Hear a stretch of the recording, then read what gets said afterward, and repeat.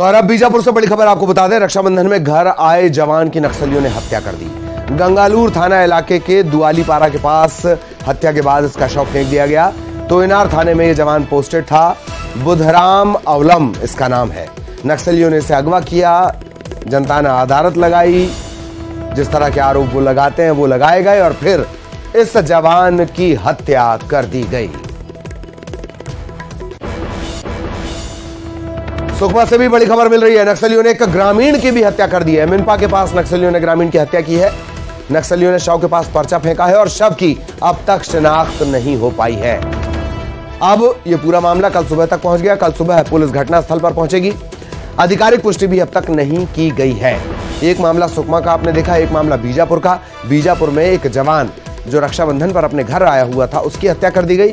सुकमा में एक ग्रामीण की हत्या कर दी गई है। अब तक इस ग्रामीण की शिनाख्त नहीं हो पाई है। कल सुबह पुलिस यहां पर पहुंचेगी और तब कहीं जाकर कुछ साफ हो पाएगा। अधिकारियों से भी लगातार न्यूज़ 18 ने जाने की कोशिश की, लेकिन अधिकारियों ने अब तक कोई आधिकारिक पुष्टि नहीं की है। सत्यनारायण हमारे साथ जुड़े हुए हैं। सत्यनारायण से और ज्यादा जानकारी लेते हैं हम। सत्यनारायण, क्या कुछ अपडेट ग्रामीण की हत्या के मामले में?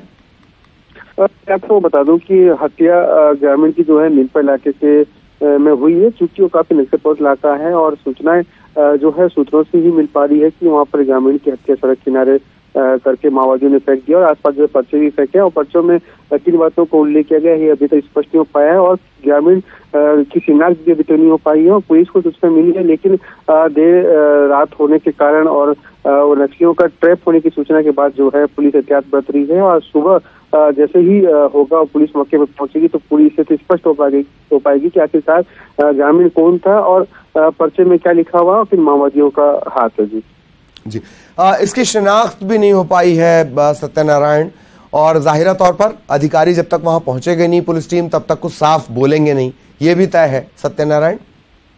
आज अपना हालांकि अभी तक आधिकारिक पुष्टि भी नहीं हो पाई है क्योंकि मौके पर पुलिस पहुंचेगी उसके बाद ही आधिकारिक पुष्टि हो पाएगी कि हत्या आपके पीछे माओवादियों का हाथ है या हत्या या किसी की साजिश से या फिर हत्या किसकी हुई है, ग्रामीण की हुई है या किसी राजनीतिक पार्टी कार्यकर्ता की हुई है या फिर किसी और की हत्या हुई है। अभी तक पुलिस स्पष्ट नहीं हो पाई है क्योंकि जो है इलाका काफी नक्सलप्रवण इलाका है। उस इलाके में माओवादियों का जो है जनता सरकार चलती है।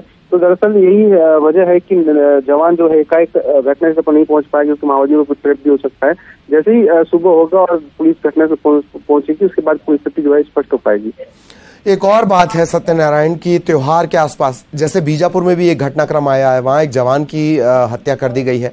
त्योहारों के आसपास इस तरह का घटनाक्रम ये दहशत तारी करने का एक तरीका भी नक्सलियों का रहता है।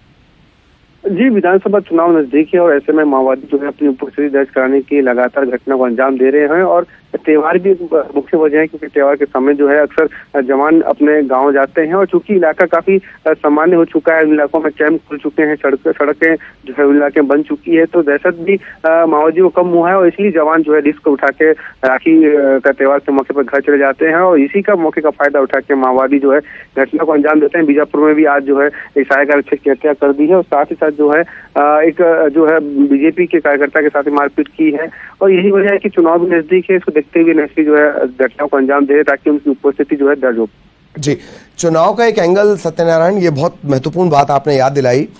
ये तय माना जाना चाहिएगा कि अगर पुलिसिंग और सुरक्षा बलों की पार्टी कहीं से भी थोड़ी सी भी ढील अगर नक्सलियों को मिलती है तो वो विधानसभा चुनाव तक इसी तरह से अपनी मौजूदगी दर्ज कराएंगे। सत्यनारायण, यही वजह है कि पुलिस जो है घटनास्थल पर नहीं पहुंच पाई क्योंकि देर शाम पुलिस को जानकारी मिली कि मिनपा के पास में एक ग्रामीण का शव जो है सड़क किनारे पड़ा है। पुलिस चाहती तो मौके पर पहुंच सकती थी, लेकिन ऐसी सूचनाएं मिल रही है कि माओवादियों का ट्रैप हो सकता है, वहाँ पर आईडी भी नहीं हो सकती है, हो सकता है कि माओवादी की बड़ी घटना को अंजाम की फिराक में हो, तो पुलिस एहतियात बरत रही है क्योंकि चुनाव नजदीक है, विधानसभा चुनाव का बहिष्कार माओवादी कर चुके हैं, तो कहीं ना कहीं बड़ी घटना को अंजाम देने की फिराक में भी माओवादी है और यही वजह है कि लगातार घटना को अंजाम दे रहे हैं। चलिए बहुत बहुत धन्यवाद सत्यनारायण इस तमाम जानकारी के लिए। इसी के साथ इस बुलेटिन में इतना ही। खबरें जारी हैं।